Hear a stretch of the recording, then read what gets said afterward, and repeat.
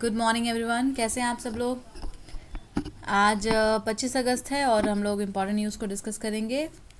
I hope बाकी जो last classes हैं उसमें आपने डिस्कशन को कंटिन्यू कर लिया होगा और लाइव क्लास के लिए जल्द ही प्लान कर रहे हैं। जल्द ही लाइव क्लास स्टार्ट करूँगी। अभी थोड़ा सा टाइमिंग का इशू हो रहा है, इस वजह से लाइव क्लास नहीं स्टार्ट हो पा रहा है। बट मैं ये चाहती हूँ कि आप लोग जो रिकॉर्डेड सेशन है उसको ज़रूर कंप्लीट कर लेंगे। ठीक है, तो आइए स्टार्ट करते हैं। कल मैंने आपको थोड़ा सा ब्रीफ दिया था चंद्रयान 3 के बारे में। जैसा कि आपको मालूम है ऑलरेडी कि सक्सेसफुल सॉफ्ट लैंडिंग हो चुकी है चंद्रयान 3 की साउथ पोल पर, मून पर, है ना। तो मून के साउथ पोल पर हम पहुंच चुके हैं। अब भारत पहला ऐसा देश बन चुका है जो मून के साउथ पोल पर सॉफ्ट लैंडिंग कर पाया है और ये एक बहुत बड़ा अचीवमेंट है। इसमें मैंने आपको कल ही बताया था कि वहाँ पे जो अभी सॉफ्ट लैंडिंग हुई है उसके बाद अगर हम मून की बात करते हैं तो इस लिस्ट में इंडिया जो है वो चौथे नंबर पर है।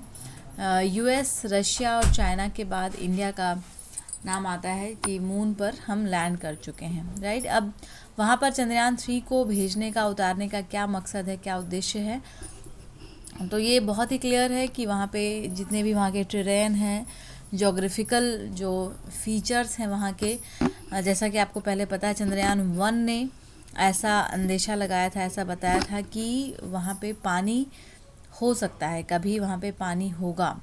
कुछ ड्रॉपलेट्स जो हैं वो उस तरीके से मिले थे।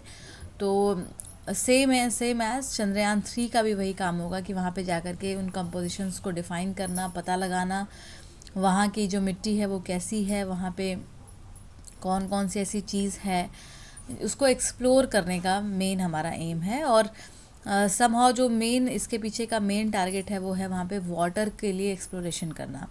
क्या वहाँ पर लाइफ पॉसिबल है, क्या मून पर लाइफ क्रिएट किया जा सकता है, और ये एक मेन एम है वहाँ पर जाने का, पता लगाने का। तो खैर अभी इन्हीं सब चीज़ों के पीछे और रिसर्च चलते रहेंगे।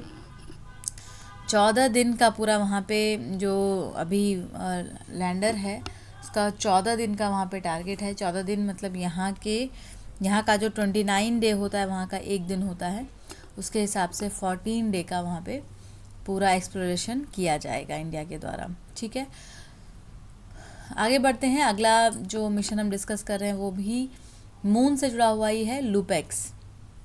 क्या आपने लूपेक्स मिशन के बारे में सुना है कभी? चंद्रयान 3 के सक्सेसफुली लॉन्च होने के बाद जो हमारा नेक्स्ट मिशन है इसरो का, जो प्लानिंग है वो है लूपेक्स का। लूनार के लिए ही है, लूनार मतलब मून, लूनार के लिए ही ये एक्सप्लोरेशन होगा, मिशन होगा। इसका फुल फॉर्म है lunar polar exploration, right. LUPEX का फुल फॉर्म है lunar polar exploration. It will be accomplished in partnership with Japan's space agency. तो ये इसमें इसरो के साथ साथ में जापान की जो स्पेस एजेंसी है, जापान एरोस्पेस एक्सप्लोरेशन एजेंसी जाजा, वो भी पार्टिसिपेट करेगी। दोनों मिल करके इस लूपेक्स मिशन को सक्सेसफुल बनाएंगे और इसको लॉन्च करने का जो टाइम है वो 2025 का है, यानी 2 साल के बाद लूपेक्स मिशन को भी लॉन्च किया जाएगा, जिसमें कि इसरो और जाजा यानी इंडिया और जापान दोनों मिलकर के काम कर रहे हैं पार्टनरशिप में। तो ये काफ़ी इंपॉर्टेंट जानकारी है, आपको याद रखना है। आगे बढ़ते हैं। अगला न्यूज़ भी साइंस एंड टेक्नोलॉजी से ही है।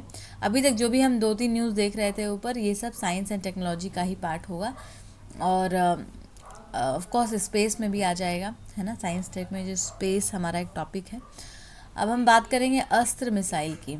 अस्त्र मिसाइल अभी एक सक्सेसफुल परीक्षण किया गया है तेजस से। तेजस एक लड़ाकू विमान है और वहाँ से एक सफल परीक्षण किया गया अस्त्र मिसाइल का, इस वजह से अभी ये न्यूज़ में आया है। तो अस्त्र जो मिसाइल है वो किस तरीके से है, एयर टू एयर मिसाइल है, ठीक है।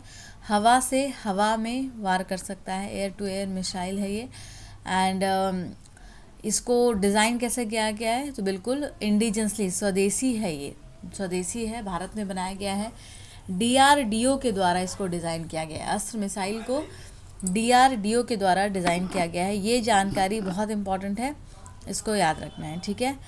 टारगेट क्या है इसका, देखिए टारगेट है it was designed to be mounted on fighter aircraft to destroy highly manoeuvring supersonic aerial target. तो अपना जो भी ये टारगेट लेती है उसको ये नष्ट करने की क्षमता रखती है। एयर टू एयर है, याद रखना है, हवा से हवा में वार कर सकती है। अस्त्र 1 जो है वो 100 किलोमीटर तक का रेंज है और अस्त्र 2 का 160 किलोमीटर तक का रेंज है।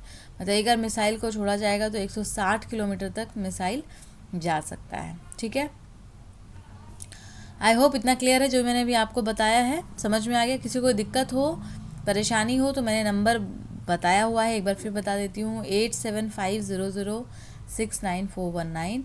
इस नंबर पर आप लोग कांटेक्ट कर सकते हैं। ठीक है, कुछ भी समझ में ना आए तो मैसेज कर सकते हैं व्हाट्सएप पर।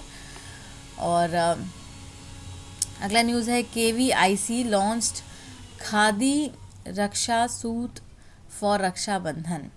खादी का रक्षा सूट, ठीक है, जो आप राखी बांधते हैं तो उसमें अलग अलग मटेरियल का इस्तेमाल होता है, लेकिन अभी खादी जो ऑर्गेनाइजेशन है, khadi and village industry commission KVIC, उनके द्वारा खादी की राखी, आप यूँ समझिए खादी की राखी को लॉन्च किया गया है।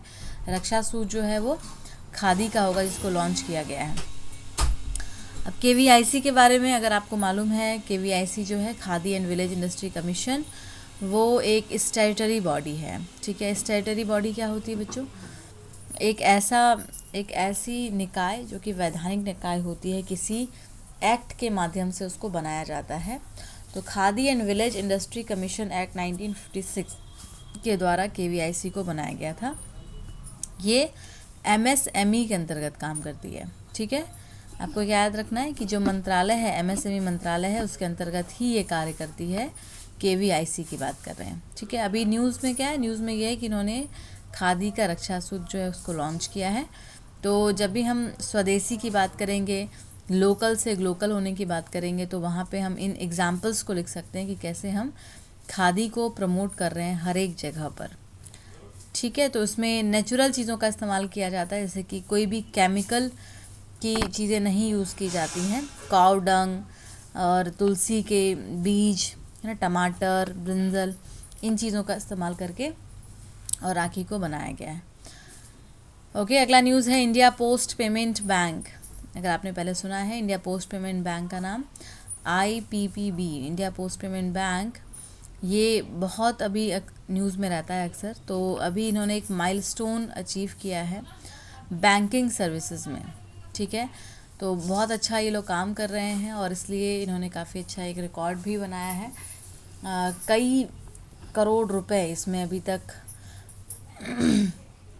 आदान प्रदान किए गए हैं। तो एक बैंक की तरह बनने की कोशिश कर रहा है IPPB, right, India post payment bank.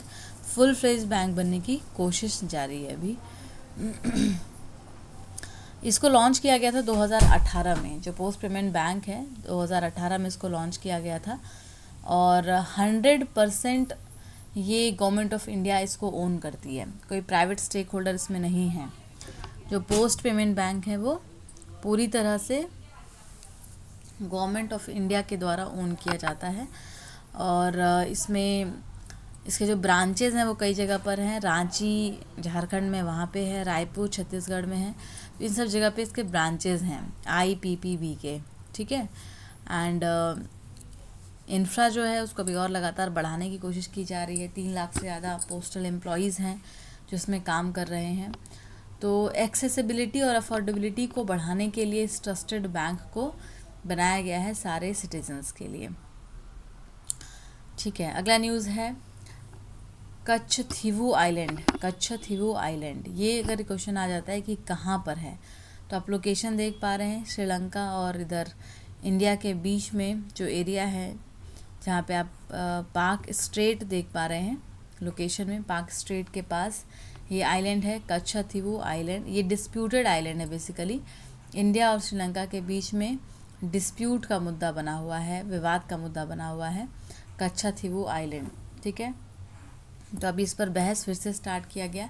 इसको याद रखिएगा, ये अनइनहैबिटेड आइलैंड है, यहाँ पे कोई रहता नहीं है, लेकिन फ़िशिंग विशिंग जो है वो सब इसके आसपास होते रहते हैं, मछली पकड़ना होता रहता है और इस चक्कर में जो श्रीलंका की आर्मी है और इधर नेवी जो है और इधर इंडिया की जो नेवी है, इनके बीच में काफ़ी कन्फ्यूजन रहता है, तो विवाद काफ़ी है इसको लेकर के।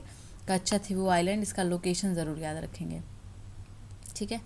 तो आज के लिए इतना ही करते हैं। Thank you so much, keep stirring. कल फिर मिलेंगे बाकी की न्यूज़ के साथ। Thank you, thanks a lot.